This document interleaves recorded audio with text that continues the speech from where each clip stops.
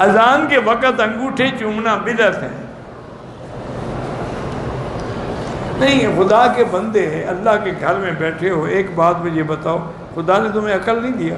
انگوٹھے سے تم اپنے چومو تو مجھ پہ کیا احسان کر رہے ہو؟ نہیں، انگوٹھے تم اپنے چوم رہے ہو تو اس میں حضور پر کیا احسان ہے؟ حضور فرماتے ہیں درود پڑھو، تم کہتے ہیں انگوٹھے چومو۔ اگر آدمی اپنی اولاد کو روکنے کے لیے گولیاں استعمال کرے، ہاں کچھ عرصے کے لیے، مستقل روکنا جو ہے وہ حرام ہے۔ زکوٰۃ کے پیسے میں اپنی ساس کو دے سکتا ہوں، دے سکتے ہیں، وہ جو کچھ مرضی آئے کرے تم اس کو زکوٰۃ دے سکتے ہو۔ بہن کو زکوٰۃ دے سکتے ہیں، ہاں دے سکتے ہیں۔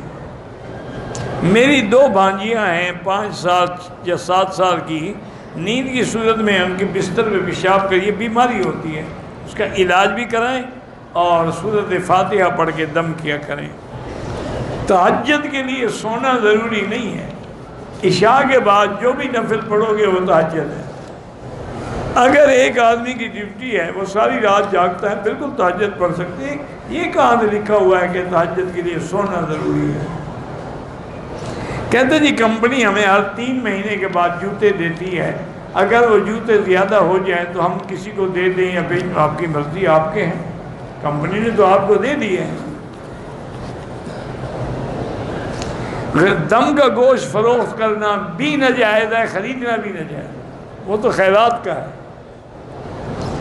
ایک گاؤں میں ایک قاری صاحب بچوں کو سبق پڑھاتا ہے، امامت بھی کرتا ہے، گاؤں والے اس کو 6 مہینے بعد 3000 روپے دیتا ہے، گاؤں کے امیر لوگ اس کو زکوٰۃ دیتا ہے۔ بہرحال اگر غریب ہے 3 مہینے میں 3000 سے کیا بنتا ہے، آج کل لے سکتا ہے زکوٰۃ۔ آج کل تو ماشاءاللہ 10-10 11 ہزار صرف ایک کمرے کے بجلی کا بل آ جاتا ہے، زکوٰۃ نہیں دے گا تو کیا کرے گا؟ چوری کرے گا؟